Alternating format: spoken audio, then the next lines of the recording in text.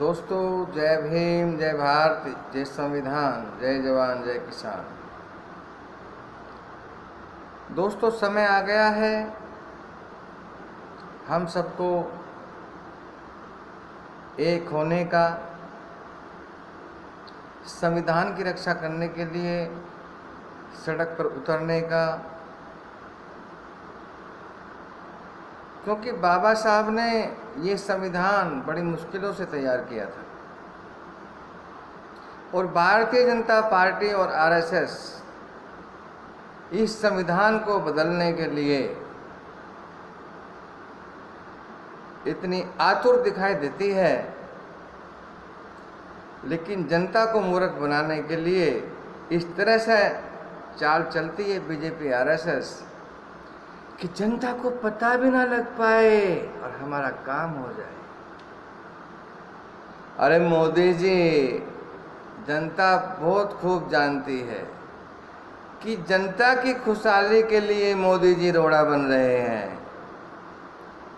केजरीवाल जनता को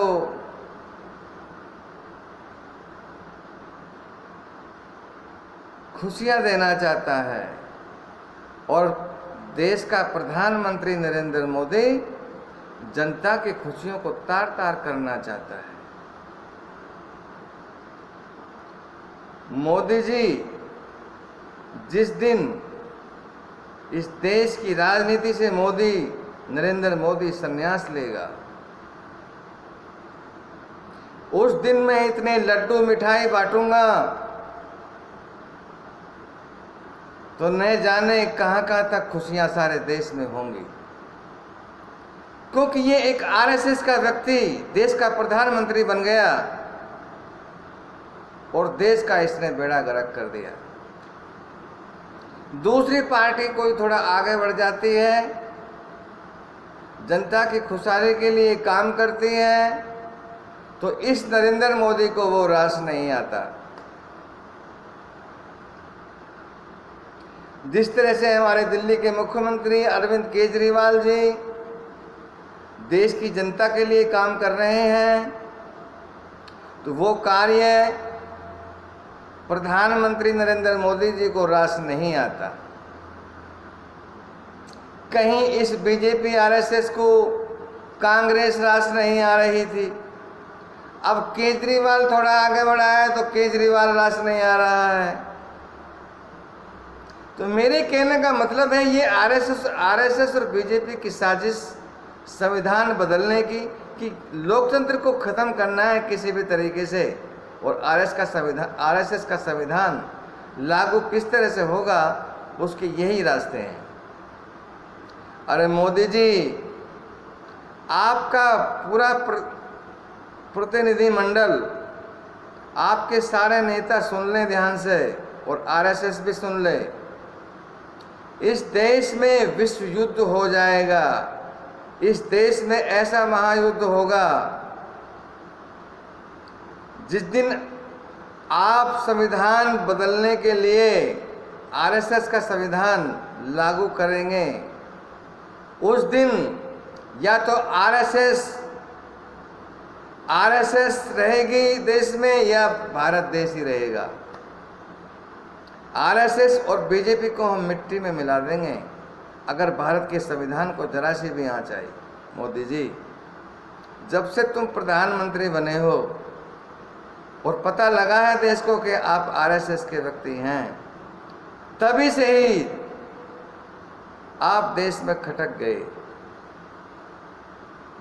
और आप तिगड़मबाजी से ऐसे वैसे करके सरकार बना लेते हैं, और सरकार बार बार इस तरह से बना लेते हैं कि पहले उसको जो सिचुएशन है उसको अपने काबू में करके और फिर जनता को मूर्ख बनाओ और चुनाव लड़ो और चुनाव जीत जाओ।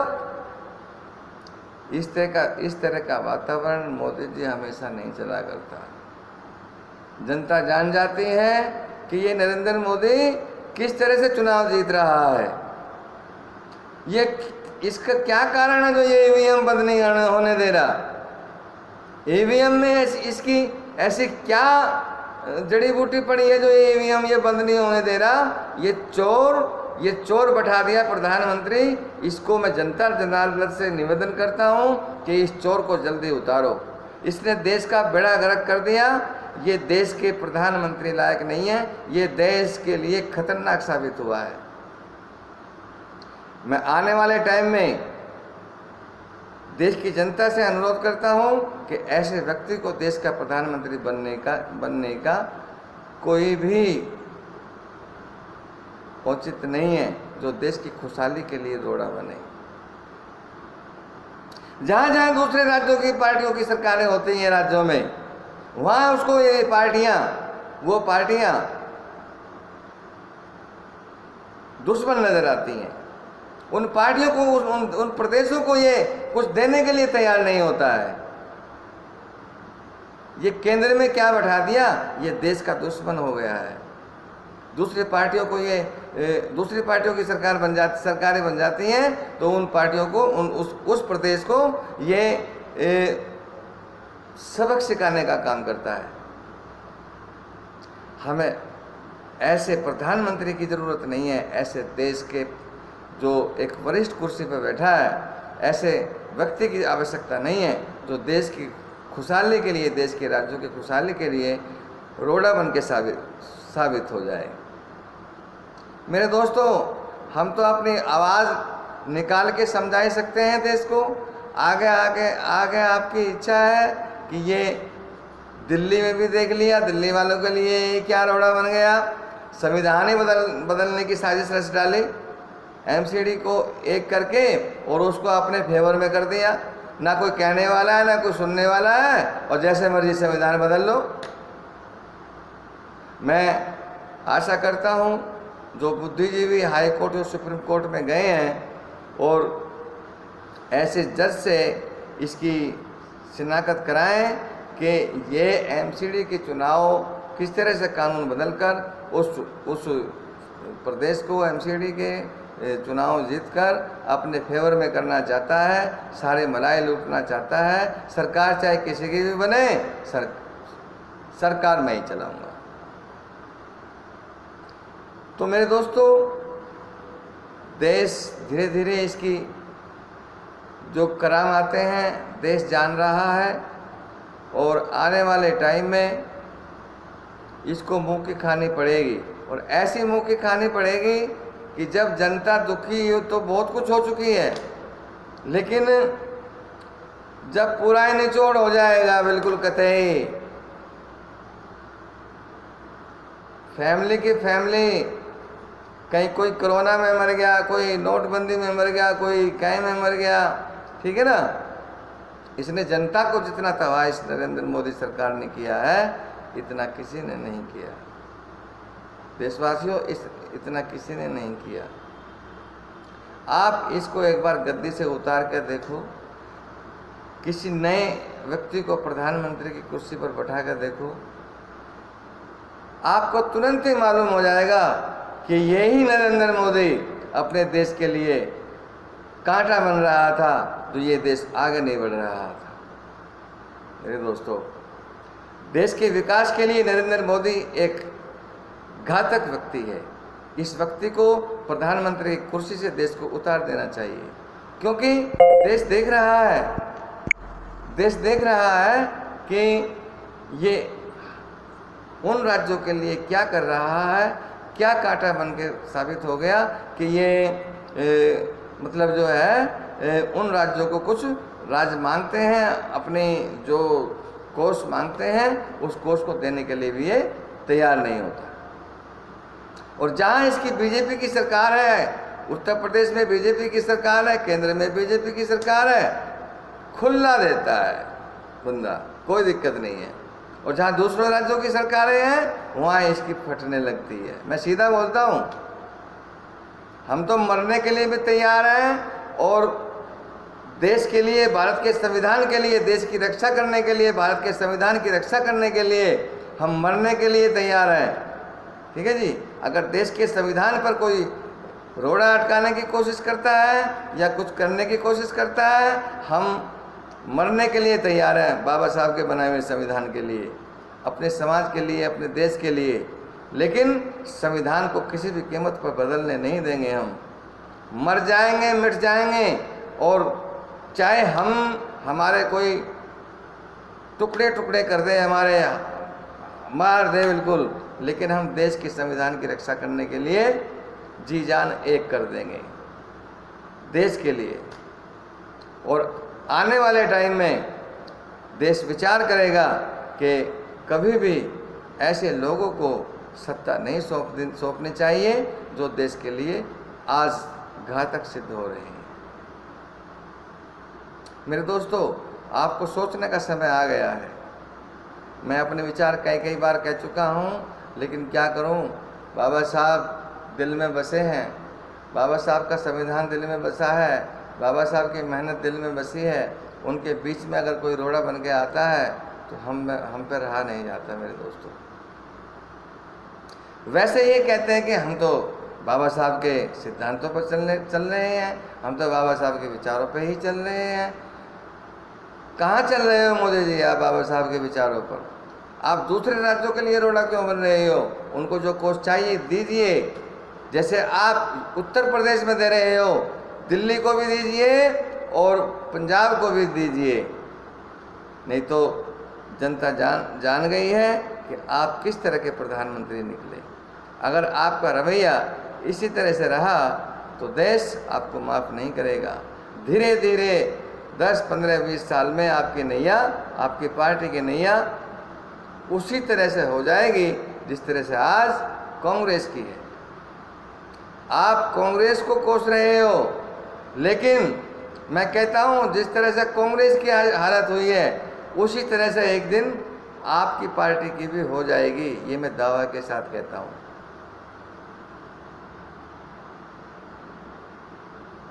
इसलिए मोदी जी ऐसा कष्ट मत दो देश के लिए जो आपको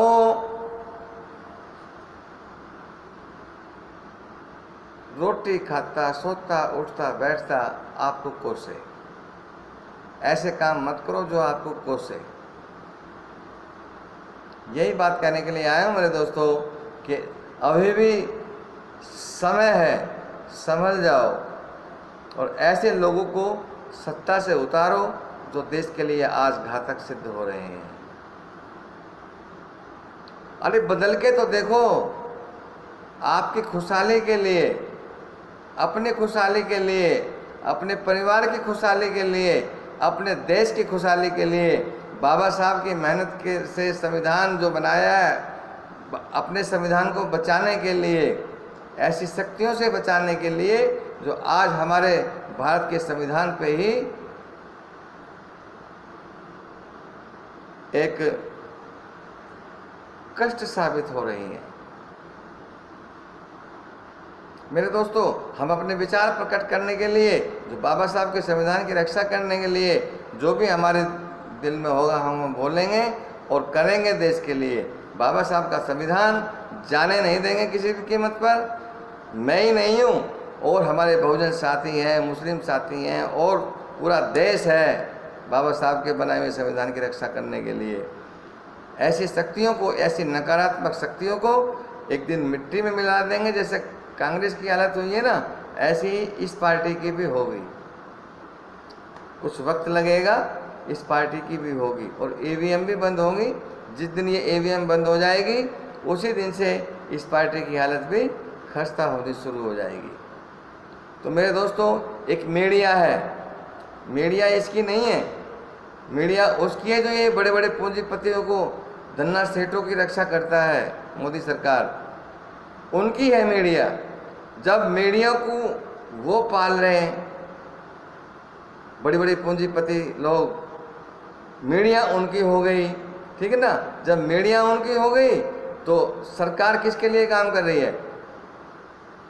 इस तरह से जो है सरकारें बन रही हैं। इसलिए इस मीडिया से भी बचना होगा मेरे दोस्तों, ऐसी सरकारों से भी बचना होगा, और जानना होगा कि कौन है ऐसा रोड़ेदार जो हमारे देश में, हमारे देश को आगे बढ़ने के लिए रुकावट पैदा हो रहा है। कौन सी ऐसी मीडिया जो हमारे देश के लिए रुकावट पैदा हो रही है, हमारे बच्चों के लिए कौन सी ऐसी मीडिया है जो हमारे बच्चों के लिए रोड़ा बन रही है? कि वही गोदी मीडिया है, वही पूंजीपतियों को के अपने चैनल हैं, वही मीडिया आज उन पूंजीपतियों के हाथ में कठपुतली बन गई है और सरकारें भी उनके लिए काम कर रही है। मेरे दोस्तों, ऐसे चैनलों से, ऐसी गोदी मीडिया से, ऐसी सरकारों से बचने के लिए हमें कुछ अपने मंथन करना होगा और देश के संविधान को बचाने के लिए देश की रक्षा करनी होगी। और किसी से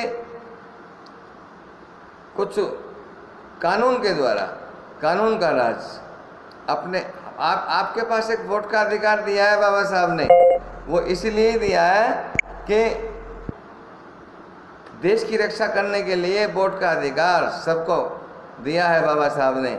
और इस वोट के अधिकार से हम बड़े बड़े तानाशाह को भी झुका सकते हैं। तो मेरे दोस्तों, समझिए, परखिए और अपने बच्चों के लिए, संविधान बचाने के लिए, देश की रक्षा करने के लिए मंथन कीजिए और अपने वोट का इस्तेमाल वहीं करें जहां संविधान और आपके अधिकारों की रक्षा होती है। इन्हीं बातों के साथ मैं अपनी बात समाप्त करता हूं। आशा करता हूं कि हम किसी के विरोधी नहीं हैं, लेकिन कोई भी पार्टी अगर सत्ता में बैठती है और संविधान विरोधी कार्य करती है, ये हमने पहले भी कहा है कि हमारी आवाज़ बंद होनी नहीं है। मोदी जी, हम इतने कच्चे खिलाड़ी नहीं हैं कि आपकी धमकी से, आपकी पार्टी के नेताओं की धमकी से कि आप हमारी आवाज़ को बंद कर सकते हैं। नहीं, बाबा साहब की संविधान की रक्षा करने के लिए हमारे प्राण 24 घंटे तत्पर हैं। हम देखेंगे कि कौन हमें मारने के लिए आता है, कौन हमें बाबा साहब की संविधान की रक्षा करने के लिए हम जी जान से सामने खड़े हैं। संविधान की रक्षा करने के लिए, देश की रक्षा करने के लिए कौन सी शक्तियां हैं जो हमारे बीच में रुकावट पैदा हो रही हैं। हम उन ताकतों से भी लड़ेंगे, ऐसी शक्तियों से भी लड़ेंगे जो हमारे देश की रक्षा के लिए रुकावट पैदा हो रही हैं। इन्हीं बातों के साथ देश समझे, परखे और अपना वोट का इस्तेमाल करें अपने बच्चों के भविष्य के लिए। जो बातें मैंने बताई हैं मेरे दोस्तों, ध्यान देनी होगी और आने वाले भविष्य को बचाने के लिए, देश की संविधान की रक्षा करने के लिए अपना वोट का इस्तेमाल वहीं करें सही, जहां सही हो, जहां आपका और अपने परिवार का, बच्चों का, देश का भला हो रहा हो। और ईवीएम भी बंद होने चाहिए, क्योंकि ईवीएम भी देश के लिए घातक है। मेरे दोस्तों, जो विचार मैंने रखे हैं सभी मंथन करेंगे देशवासी और मंथन करके उसको समझेंगे। इन्हीं बातों के साथ मैं अपनी बात समाप्त करता हूँ। आशा करता हूँ कि मेरी जो बातें हैं, क्या मैं सही कह रहा हूँ, सोचने पर मजबूर कर देंगे मेरे दोस्तों। इन्हीं बातों के साथ मैं अपनी बात समाप्त करता हूँ। जय भीम, जय भारती, जय संविधान, जय जवान, जय किसान।